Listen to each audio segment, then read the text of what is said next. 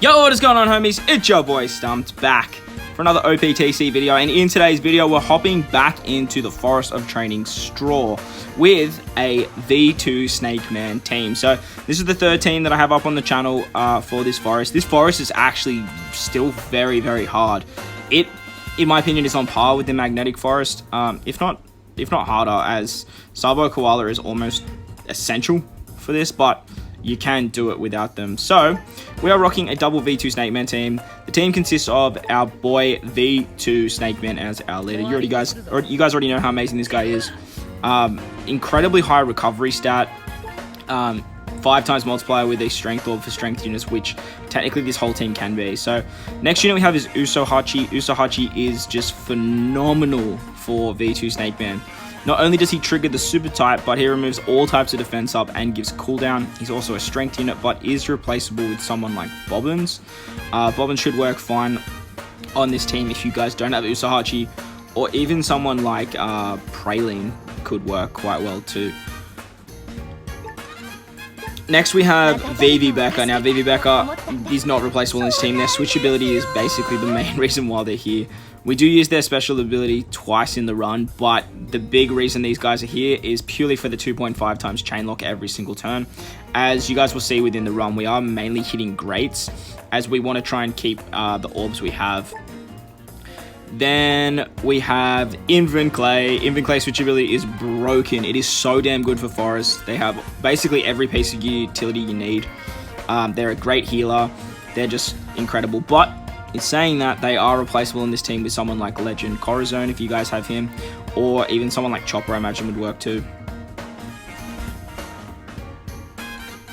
Finally, we have Sabo Koala. Now Sabo Koala is just insanely good for this piece of content, mainly because Jack gives you a 99 turn all colors unmatching. So using these guys being a strength unit as well, they're amazing attack boost for our entire crew because we are full strength, full free spirit and cerebral. Just works really, really well. So that's the team, guys. As I mentioned, Clay and Usohachi are replaceable, but in saying that, let's hop in and let's check out how the team performs. Alright guys, so here we are at stage 11, and we have Okiku. So Okiku on turn 1 will despair your captain for 4 turns and blow away your friend captain. Then she does bind, and then she does bind again, so just basically stall it out. But something to note, I would highly recommend, before you get to X-Drake on turn 5, to farm up a meat orb on your Luffy. You guys will see throughout this entire run, we hang on to that meat orb the entire fight. So very, very handy having that meat orb with such high recovery.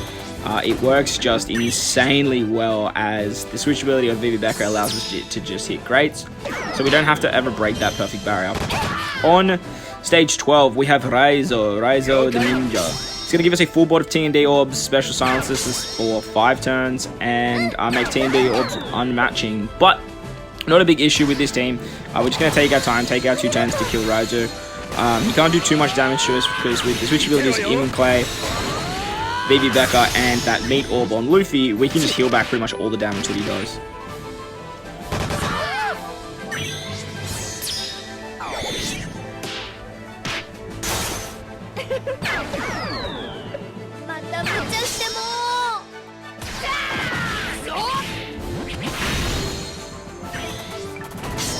Moving into stage 13 now is when it starts to get a little bit tricky. So stage 13 we have Hold'em.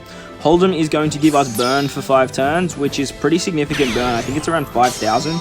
And he puts up threshold for 5 turns. So it goes down to 4 after the first turn. So we are going to stall out our rest of our special silence. Again, not the biggest issue in the world with Hold'em is he can't do too much damage to us.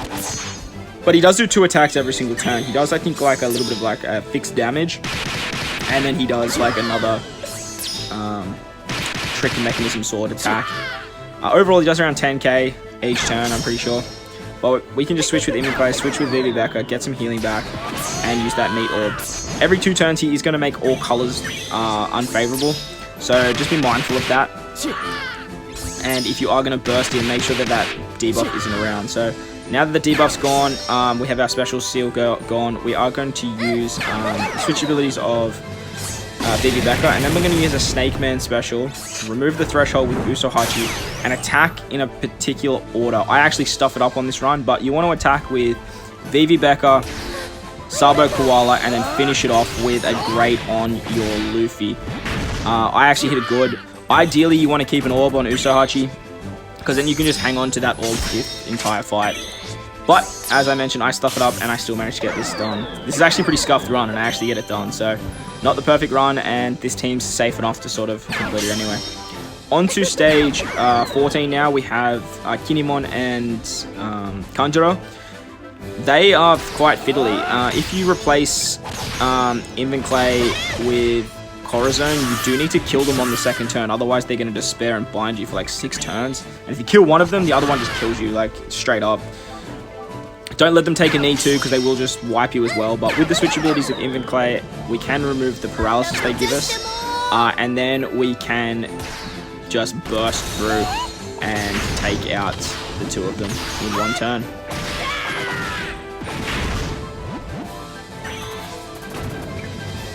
On to stage 15 now, we have Kyoto Shido.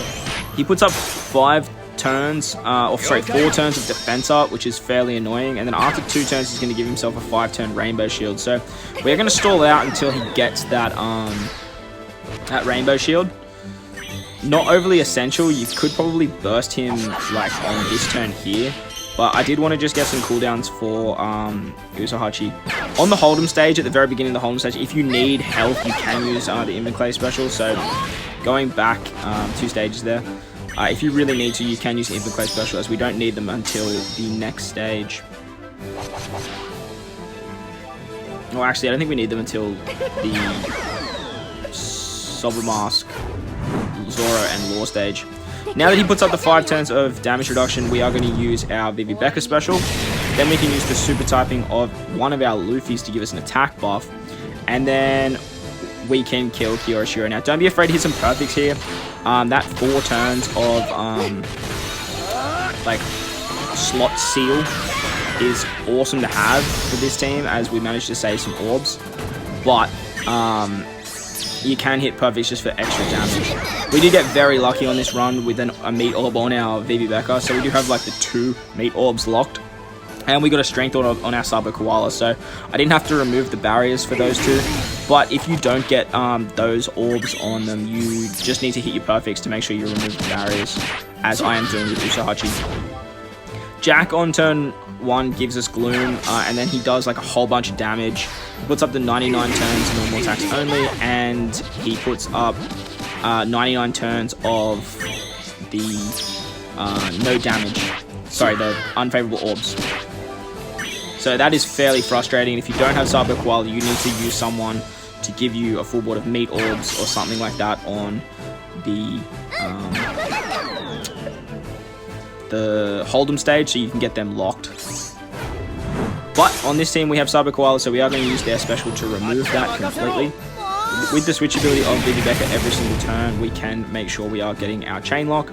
And then we're going to use Luffy's Orb Boost special to just wipe Jack with grades. We do so much damage. I think we do around 11 mil just by hitting grades, which is just insane. Jack does come very, very close to killing us, but don't stress, it is a whole bunch of HP cuts, so he won't actually kill you. On to stage 17 now. This is where things get a little bit interesting. You need to make sure that you kill Sober Mask. Sober Mask is the most important unit to kill on this team. And I actually stuffed this up severely, but still managed to finish the run. So we are going to switch with Invinclay for the damage reduction, and then we can use their special for some 5 turns of healing and to remove the bind. Then ideally you want to use a SnakeMan special here, but I base cadet mode and totally forgot. So I only just had the damage to get Sober Mask low enough to kill him on the second turn. But ideally, if you use SnakeMan special, you can kill Sober Mask and you can do quite a bit of damage, if not kill more. As you guys saw there, totally spaced. Was wondering why he was doing so little damage, and then realized, holy moly, like I forgot to use Luffy's special. We did get Sober Mask incredibly low though, so it wasn't that big of an issue. Zorojiro is going to bind us for 4 turns on that stage, but he binds the top left, bottom left, and middle right. So my Vivi Becca was still fine to get their switch ability off, and that way we could kill Submask on this turn. Now, ideally after this, you can stall infinitely on Zoro with this team if you need to. He puts up 20 turns of one special only debuff, and then Law rolls our specials back to every single turn. I'm just going to speed through this, but basically we are just great, and just slowly chip away at Law's okay. Law is just so we do want to get everything as soon as possible, but in saying that, we do need to sit around one special as I mentioned,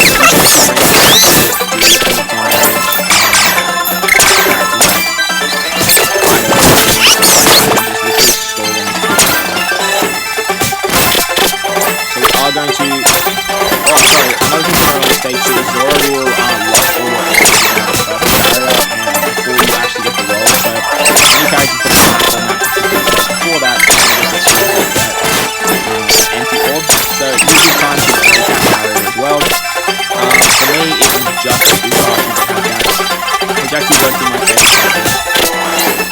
When you're switching as well, you want to have Rebecca and Ivankov on the same switch, and then have On Play and Vivi on the other one. That way you just don't have two red characters all the time. Just makes stalling easier. Once you get down to a low enough that you have your Usahachi special back, you can move on.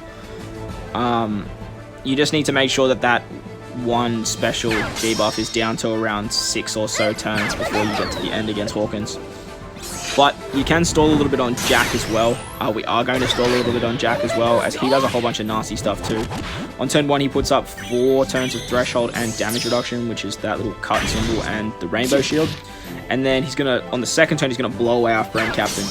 We are just going to use the switch abilities Evenclay to tank damage, use Vivi Becca to heal, and use those 2 meat orbs that we are so lucky to get. But the second meat orb with Vivi Becca isn't essential, especially if you do have that meat orb on Luffy. He just makes stalling on this stage just so much easier.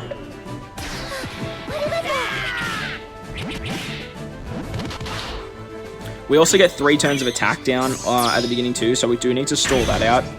Fairly important that we do stall that out, otherwise we can't do too much damage to Jack. Eventually he keeps changing colors between Quick and Dex, but eventually he'll just stay as Dex and then start doing double shots. Once that starts to happen, that's when we can just start to do our normal attacks and take him out. Because we do still have the super typing, we are doing a hell of a lot more damage against Jack being a strength unit, so that helps us out quite a bit as well.